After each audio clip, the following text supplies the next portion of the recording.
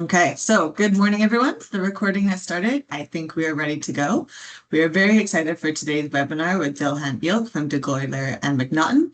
For those of you who I haven't met yet, my name is Jessica Kaylin Parsons, and I'll be facilitating today's webinar titled Diagnostic-Based Methodology to Analyze Multiphase Well Performance and Forecast GOR or CGR. Before we go into the presentation, however, I'm just going to steal first couple minutes of this time slot to go through a few meeting logistics. First off, as you all probably noticed, everyone is muted today as we have over 200 registered participants. Secondly, we plan to break this webinar into two parts, the first being the presentation for 30 to 45 minutes, and then a 15-minute Q&A period at the end. You'll see that there's a chat box in this window if you're not familiar with Teams. Please use that for all of your questions, or feel free to send me an email at jessica@whitson.com, and I'll be going through all the questions as we go. At the very end, we will go through the questions with Dilhan. Now, this webinar itself is facilitated by us here at Whitson. If you don't know Whitson yet, we are a shop extremely passionate about everything petroleum engineering, whether through our software platforms, Whitson Plus and Whitson PBT, or through our immense amount of training and educational courses.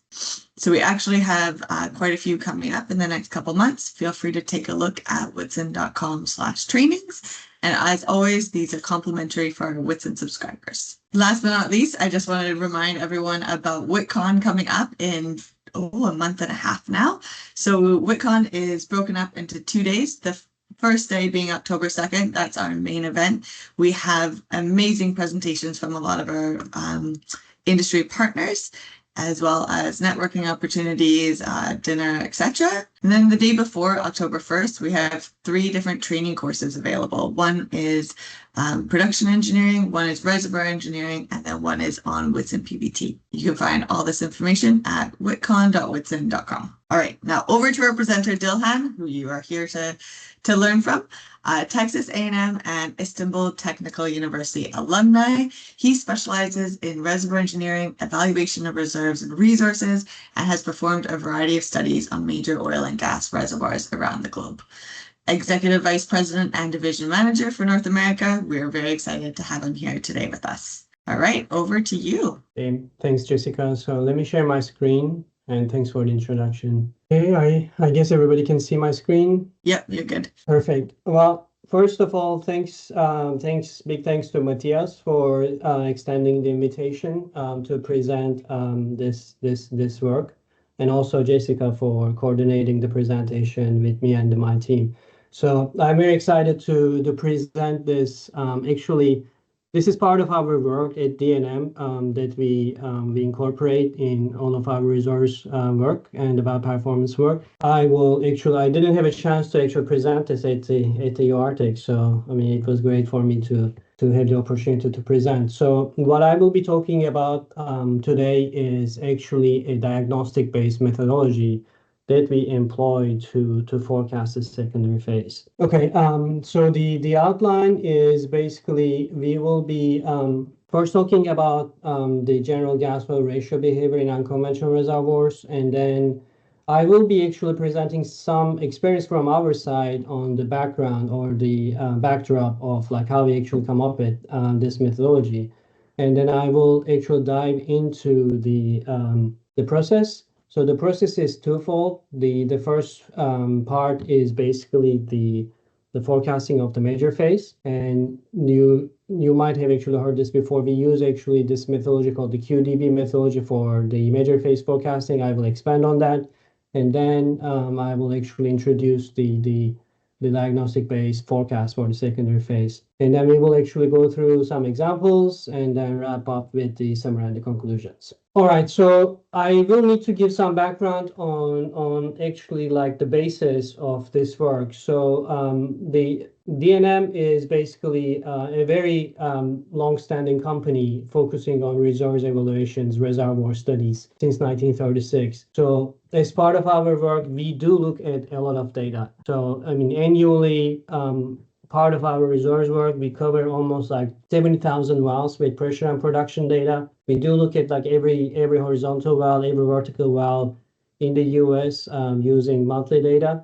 And based on these evaluations, we actually come up with some internal solutions or practical applications to help us with addressing certain challenges that we can actually have to deal with. And I did do like a quick exercise last year on the scale of like what we do every year, and it turned out that like we do evaluate like 30% of U.S. crude oil reserves, almost 31% of the U.S. oil production, close to 30% U.S. crude gas reserves, and almost 35% of gas production. And obviously, based on this work, we have to be very efficient. We have to be fast. We have to address situations that needs to be addressed in a few weeks, as opposed to like several months. So therefore, I mean, we do develop internal tools, applications to help us to address our clients' needs. And one of the applications that we developed that we use for this work is our well performance and forecasting software program. And some of our clients actually have access to it, and then they do work with us using those. So what we have done in this work is basically an extension of like this work that we have done in the last few years, and how we actually automate the processes and streamline to increase efficiencies. Now, coming to the issue, so in our work, like when we evaluate like hundreds of wells, thousands of wells as part of a resource evaluation, we do need to actually look at the data in a very fast and efficient way. And when we look at the gas-oil ratio behavior, which is kind of like unique to certain plays and formations, we generally see increasing GOR behavior without any stabilization. Now, the standard methods for production forecasting when the GOR is increasing that we have observed over time, trailing 12-month average flat for life. So that's one way, but that always, and I say always, tends to underestimate as we actually see year-over-year positive revisions on the gas. The independent phase forecasts, and that is very difficult to model gas phase, because when you do that, when you just look at the gas phase alone by itself, then it's probably not easy to constrain the projections. The empirical GOR or the CGR modeling, then this is actually not very easy to establish cap value or the maximum GOR, because you will need analogs, and if the analogs do not exist, then it can be a bit tricky. And the final, and this is probably what I would have preferred, but the RTA or the model-based approaches. But in this case, I mean, we will need comprehensive data sets, time to extrapolate thousands of wells, and this can be time consuming. Albeit this can be addressed, but in our side, from our perspective, we may not have the data sets that we need to perform RTA in a short time frame. So this leads to develop this approach where we actually use a diagnostic technique based on the time rate pressure data to address the increasing GOR or the declining CGR behavior. So what we do is basically our goal is to establish a characteristic behavior. That means that a behavior which would represent the data set. So it's not only applicable for one well, but if you have actually hundreds of wells, if they are showing more or less the same behavior, then we will actually see that as a sort of a characteristic feature. And what we do here is we take the gas-oil ratio behavior, and then we create a plotting function which actually turns this into something which can be extrapolated. So in this case, we take the oil rate, and then we use the cumulative GOR, which is actually the cumulative gas production divided by cumulative oil production, and then we observe a straight line trend, and then basically we extrapolate it to the y-axis, the x-axis intercept to estimate the final cumulative GOR value. Now, this is not enough, because then you will see later we need to process thousands of wells using this technique. So I mean, drawing straight line can be a little bit time consuming. So we will need to find a way to also automate this process and then create the gas rate profile, which I'm going to expand on later. Different behaviors that we see here. What I did here was actually I was showing 3 different characteristic features. I mean, obviously there can be more, but I will call them as, this is the gas flow ratio on the y-axis and the elapsed time on the x. And in this example, we are almost seeing a flat GOR behavior. This one is showing more like a gradual GOR increase, and the last one on the right is showing a steep GOR increase. And the axis is almost like 12,000 SCF or STBs to give you some insight on how the GOR increase is actually happening over time. So with this approach, what happens is basically this behavior turns into a form which can be, like I said, which can be translated into a plotting function. So the almost flat GOR, as you actually see, it sort of shows on this diagnostic plot is a vertical line, which you can basically drop it down to the x-axis.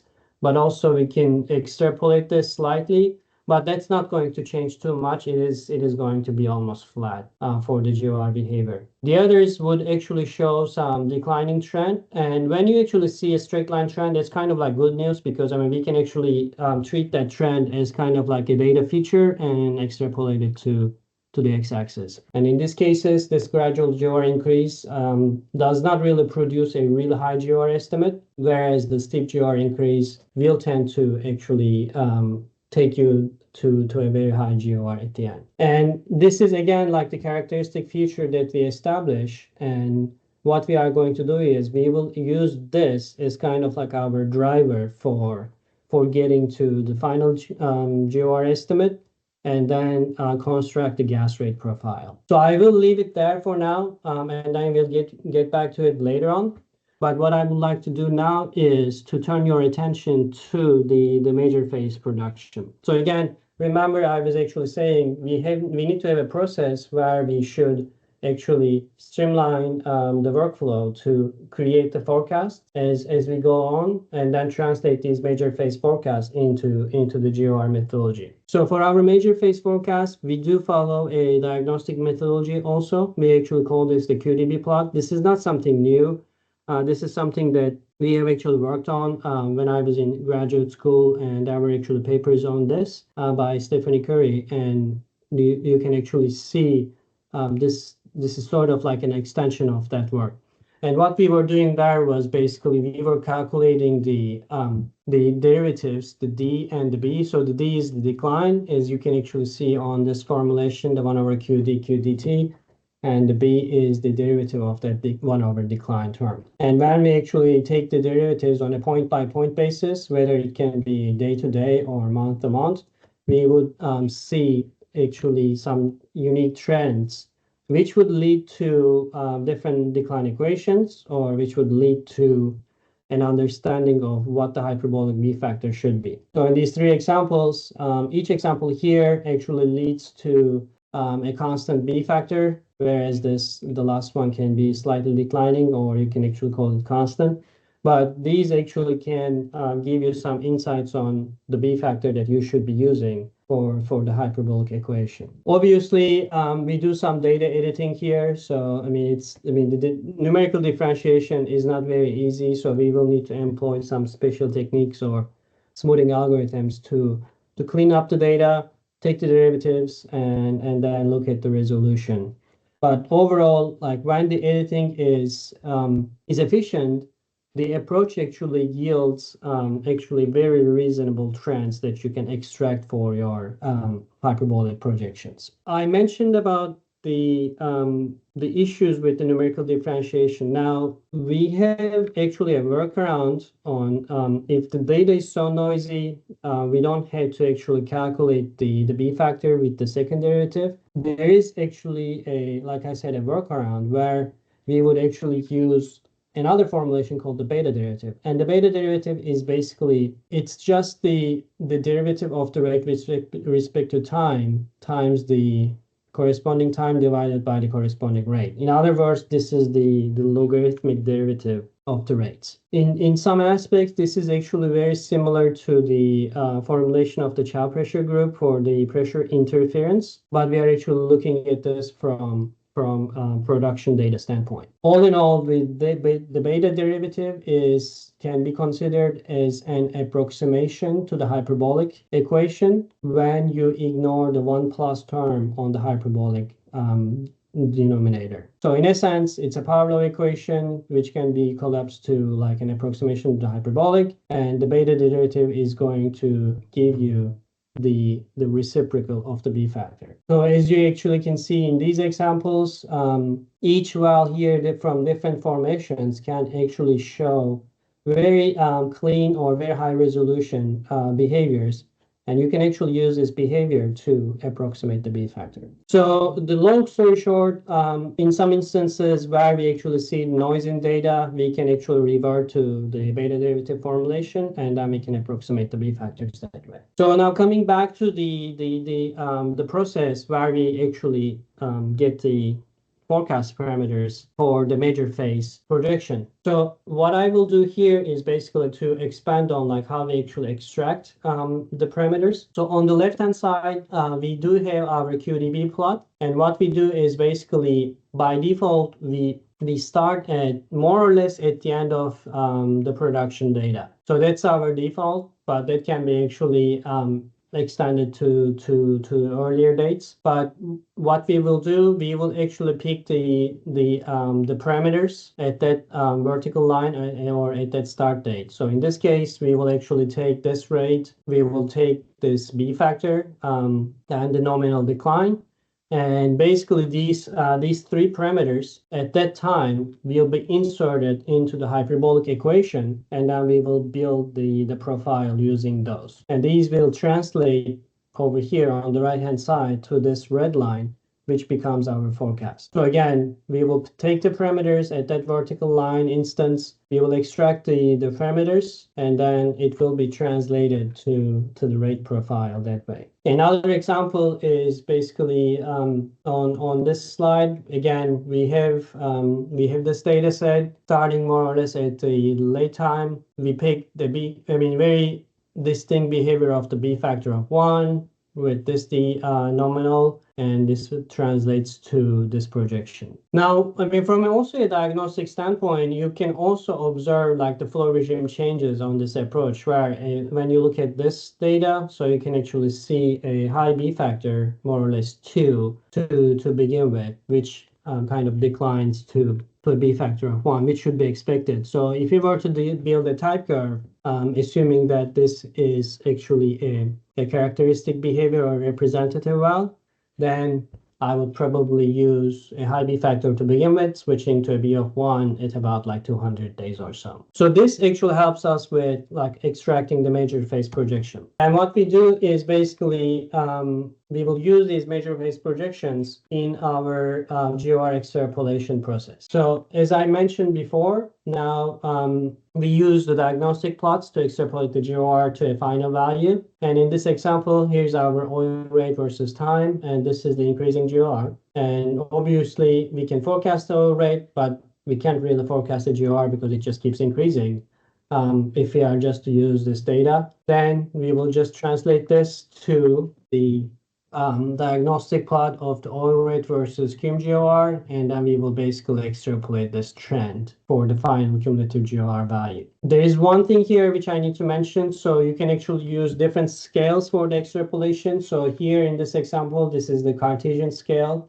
And in our experience, the Cartesian scale generally or almost all the time yields the lower gas EUR estimates. So another way that we do this is the Similog scale, and then you will see that it actually tends to yield higher gas EUR values. We use another diagnostic plot, which is actually cumulative GOR now on the y-axis versus the cumulative oil production on the x-axis. And this is also, I have observed that some folks actually use this as a diagnostic for looking at the impact of well spacing. It's very useful. And also, there is a very comprehensive paper from some folks at ConocoPhillips on using this as a basis for their GOR projection. It's called the CVC method. So that's also another good way to extrapolate the GOR into future. But the way that we use this is basically we cross-check our projections using this diagnostic plot to see how reasonable they are. And in this example,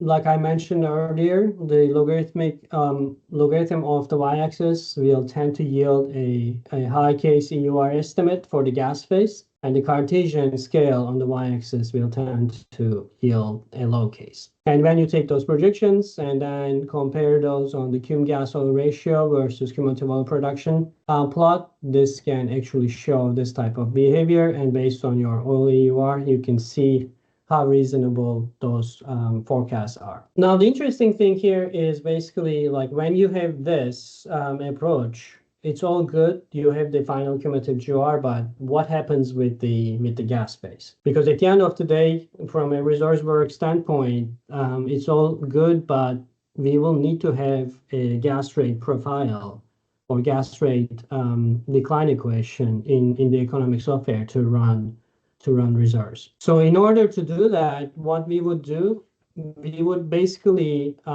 take our major phase oil EUR, and remember the cumulative GOR is basically the final value is simply the final cum gas production over final cumulative oil production, which is basically the oil EUR. So when we multiply those two, basically what we have is the gas EUR. Then with the final cumulative gas GOR, cumulative GOR value, then we can actually extrapolate the gas EUR, and using that EUR value, we can construct our gas rate decline. And in order to do that, and you will see the examples later on, what we will need is basically we will take the the oil major phase decline parameters. We will set the B factor as the major phase oil B factor, same terminal decline rate, and we will only solve for the initial gas decline rate to give us that EUR value. So this would be the approach. And just to repeat, the workflow is actually again shown as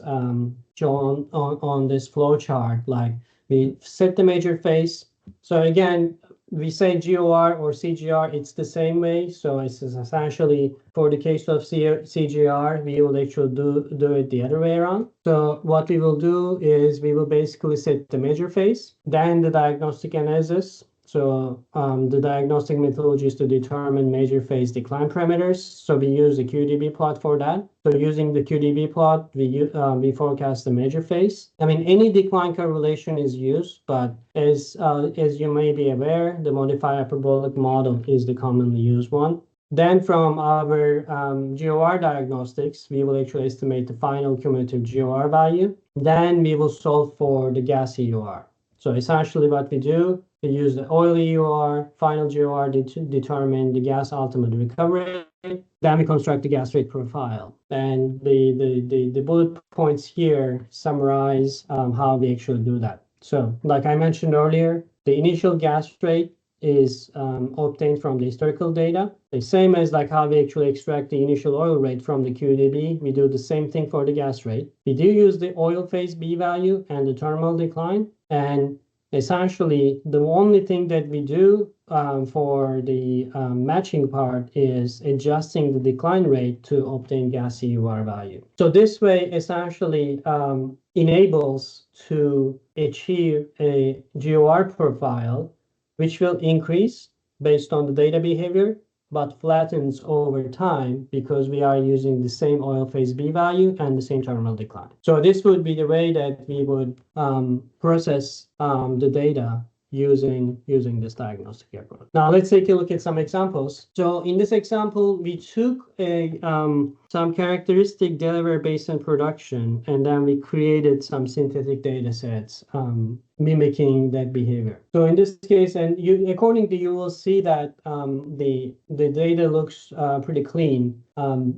And the reason is for basically the data in this example is more like a synthetic data. So in this example, I'm showing the oil rate versus time, 1200 days of production. On the right-hand side, we are seeing the GOR versus time. We don't observe an apparent GOR stabilization, so that will trigger the need for this approach. We will actually first do the QDB plot and then pull the parameters at more the end of data, which actually shows an initial rate of 25 barrels a B of 0.9, and the nominal decline value is shown here. And then with these parameters, then you can actually build the forecast for the major phase. Now, one question here that some of you may be wondering, in this example, it's like 1200 days. I mean, it's pretty long data set in terms of the data duration. What happens? The data is short, maybe like 6 months or less, or the data is noisy. So in that case, what we tend to do is basically to incorporate a sort of like a flag in the process where we revert to like a type curve as opposed to the parameters extracted from this approach. So in a sense, you may end up like picking with this approach like a high B factor, but when we actually incorporate that logic, essentially that value should be overwritten by a low B factor of the type curve. I would like to add this side note in case some of you are wondering about like how to deal with noisy data or short-term production. Anyhow, so we will take this projection and we use this as our major phase oil projection. And now we actually look at this from our cumulative GOR diagnostics. So I look at this data from two ends. One is the Cartesian scale here, and the other one is the semi-log or the logarithmic y-axis. Extrapolating this trend yields almost like 8,000 SCF per STB. Extrapolating this trend almost yields 10,000, but just to be precise, it's 9,700. So these are our cumulative GOR final estimates, and then we will actually use this to find first our gas EUR, and using that gas EUR, we will actually build our gas rate profile using the approach that I summarized earlier. So again, we pick the gas rate from the data, we use the same oil B factor and terminal decline, and then we only solve for the decline rate to give us those gas EUR values. So in this example, the low case projection seems like this behavior over here, and the high case is actually shown in blue. And these are translated to the GOR profiles here. Now, depending on your purposes, I mean, you can actually use a reasonable profile or repeat the process. But essentially, for the resource work where we have to be within a reasonable certainty, then oftentimes we do use the low case estimate for predicting the GOR. So this is another example. So it's sort of like a shorter production. This is actually not a synthetic case, but it's more like a real example.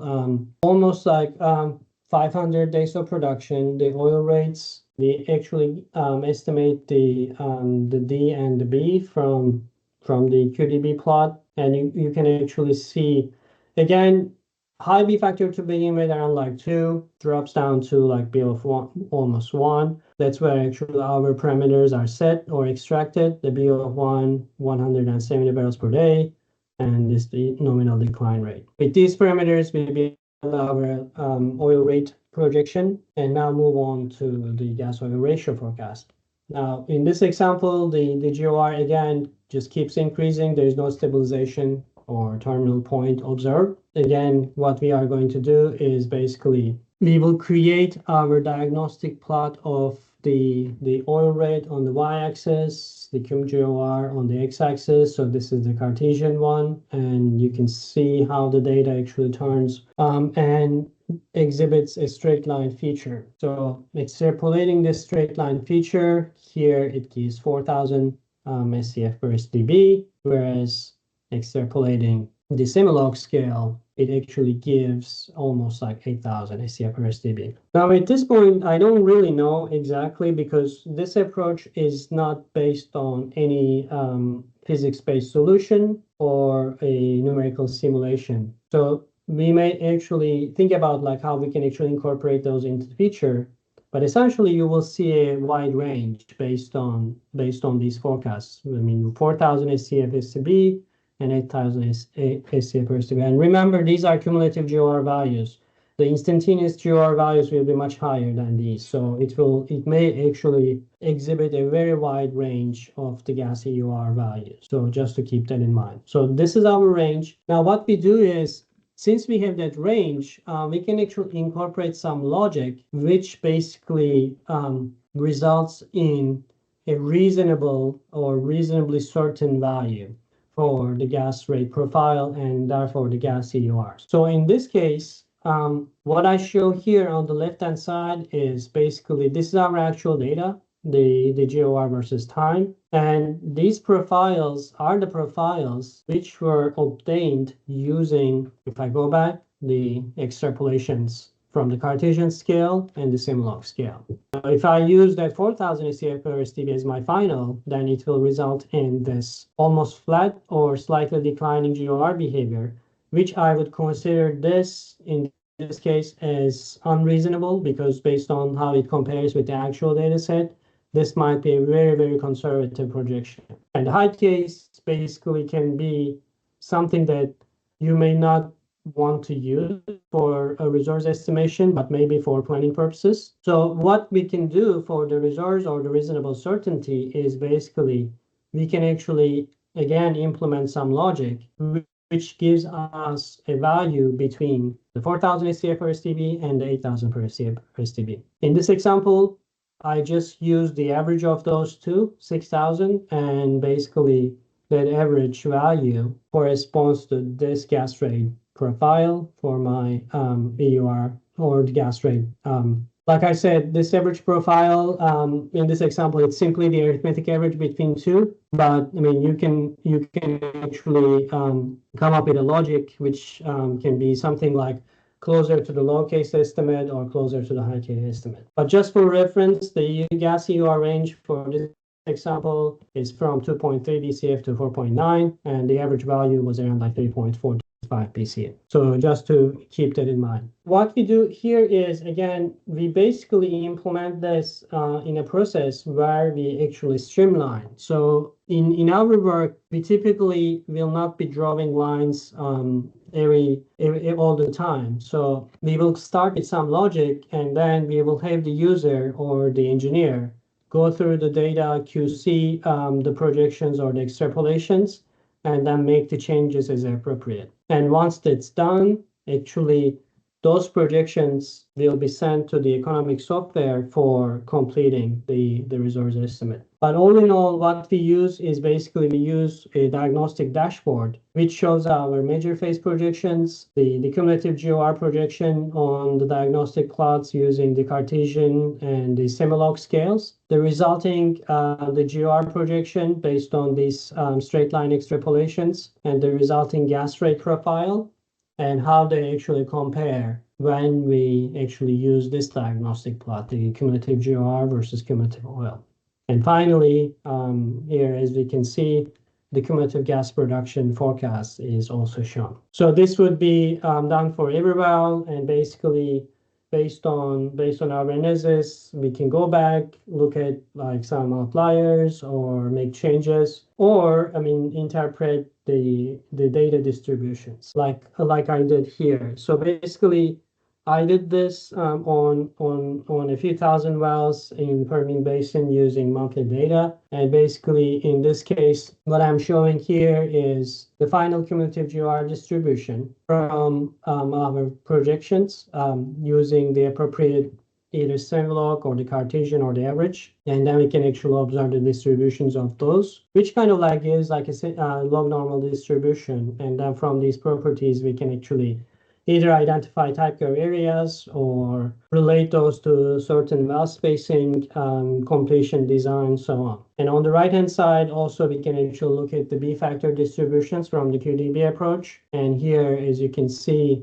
when you have B factor for each well, and my experience is basically they tend to result in like a normal distribution. And in this example, we are seeing a mean value or average value of 0.85. And like I said, analysis of these distributions may indicate areas to focus on, like potential type area refinement, identification of outliers, and potential correlations between decline parameters or productivity metrics and well spacing and completion. So as I come to the closing of the presentation, just as a summary, all we are doing here is basically we do introduce a new methodology based on diagnostics for forecasting the oil and gas phases. And we do find it very reasonable for for areas where the GOR behavior is hard to interpret. We do use the QDB methodology to establish the hyperbolic decline parameters on a point-by-point basis. Basically,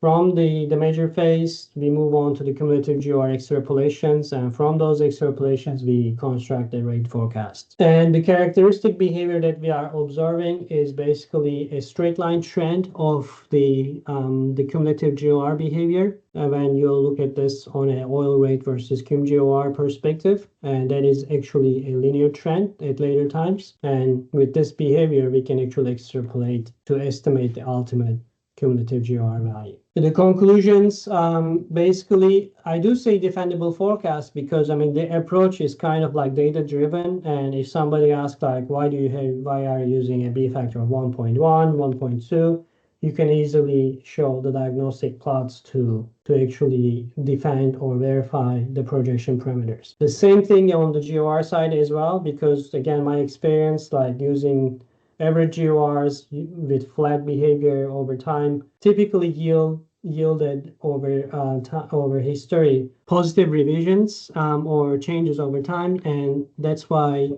this might be another way to model that increasing GOR behavior. So we do actually implement a workflow where we can actually streamline this to process thousands of wells, which can be actually very useful mainly for resource estimations. And one thing that we haven't done, which we would like to do, and to couple this with model-based methods, incorporating PVT reservoir properties. And finally, as I mentioned earlier, the results of the methodology will yield single well based results that can be used to construct correlations of reservoir completion and field development parameters. So the last slide is on the recommendations. Again, we acknowledge and we know that these are some diagnostic concepts based on empirical data. There is no physical tie or physically driven solution behind this, but we do recommend that we can actually focus on understanding of this characteristic behavior, couple it with a numerical simulation with full PVT, or using RTA to kind of like verify or complement. And in fact, we can use the RTA results or numerical simulation results to build a characteristic GOR profile and then use this as our guide in the process that I was showing, in addition to the diagnostic. So with that, I hope you actually have found this useful. And this was the last slide that I have. Thanks again for the opportunity to present. And I will be happy to answer any questions that you might have. Amazing. Thank you so much. So we got quite a few questions in the chat. Thanks, guys. I got a couple by email too. So to start off, have you compared to machine learning methodologies, and how does it compare to traditional rate transient analysis or reservoir simulation? So the machine learning, that's kind of like our on to-do list. We have not had a chance to do that. So like I said, our plan is to implement some machine learning logic to actually repeat the process. But in a sense, I don't think that it is going to be very, very different. It will probably yield similar results, but it will be very helpful to look at this from more probabilistic view or more efficient computations. On the RTA or the numerical simulation, in the past, I have done some like preliminary work. I haven't had a chance to conclude those, but what I was observing was the profiles from the numerical RTA was showing similar behavior on the oil rate versus cumulative GOR plot. And it was more tending to the semilog scale straight line behavior. But again, that is something, like I said, it's a preliminary work and I will need to work more on that. Or, anyone reading this paper or listening to the presentations can do it with the RTA and numerical simulation. Awesome, thank you. Next up is, how does the methodology handle wells with noisy or incomplete data? Yeah, that's the biggest problem, and that's a very good question because the examples that you have seen, those are kind of like nice, clean examples, but in practice, we will always come across the noisy data. So let me back up and kind of like do this on a bullet point perspective. So in case of noisy data, so the number one alternative is, like I said, to revert to a beta derivative representation. So we have actually seen in certain instances that the beta derivative actually helps with cleaning up some noise. So you can actually pick the B factor. If that doesn't work, our preference is to use a type curve. So you will be seeing a lot of noisy data on the QDB plot, and we will just disregard that, and then we will use a type curve projection or the type curve decline parameters instead of that. So that would be the way to handle the noisy data on the QDB. On the GOR extrapolations, I mean, the same logic applies, but what we have actually seen was basically the cumulative GOR representation does clean a lot of noisy data to a certain extent. So it actually helps with actually dealing with the noise. Great, thank you. I'm just in the essence of time, we'll pick a couple more here. So one of them is for low flow wells that have already recovered more than 60% of their EUR. In order to reach the final cumulative GOR and estimated gas EUR, gas production must increase very rapidly.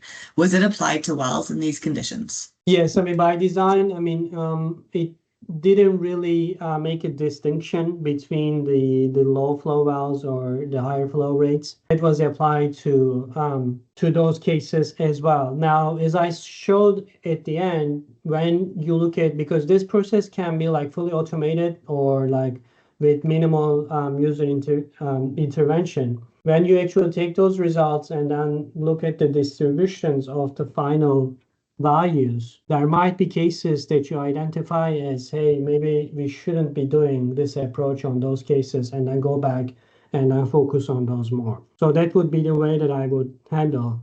But by design, the methodology will not differentiate between any like specific well case. Thank you. Now this question is about your slide 21. What geologic or fluid factors do you think are driving reservoirs to hit the high case versus the low case that you have on slide 21? So higher API, higher pressure gradient, higher bubble point.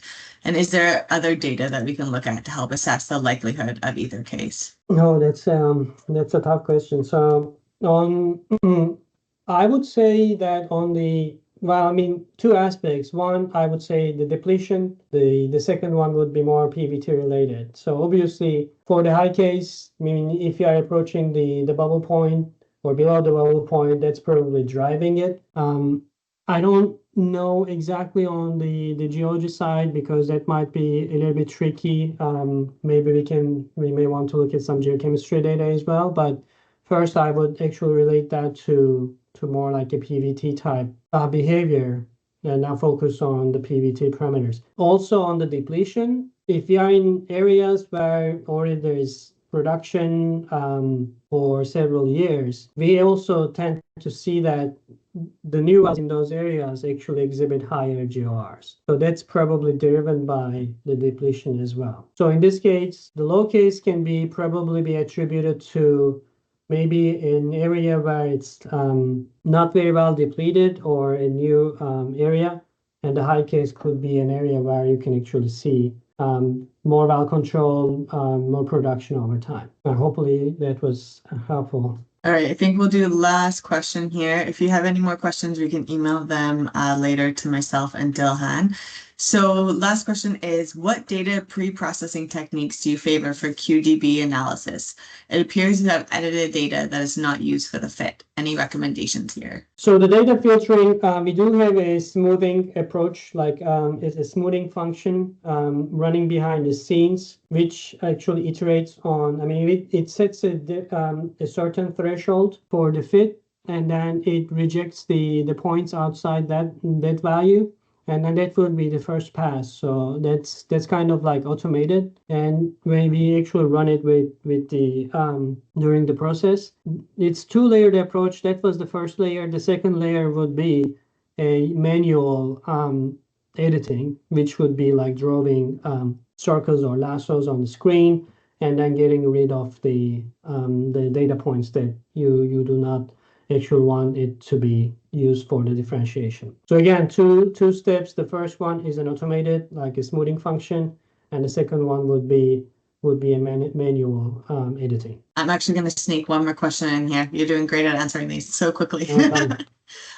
Are you able to say what is the main plot you use for CGR forecasting for gas wells? So the CGR is essentially, I didn't show it here, but it's essentially the same process. The process is just going to be upside down. So if I go back, if I go to these plots, all I'm going to do is basically, I will replace the oil rate by the gas rate, and then I will replace the GOR by the CGR here. So that's just going to be everything upside down. And I will repeat the same process for the CGR. I do apologize, I don't have an example for that, but I mean, reach out to me. I can actually show a case where we have actually the CGR projection. Amazing. Thank you very much.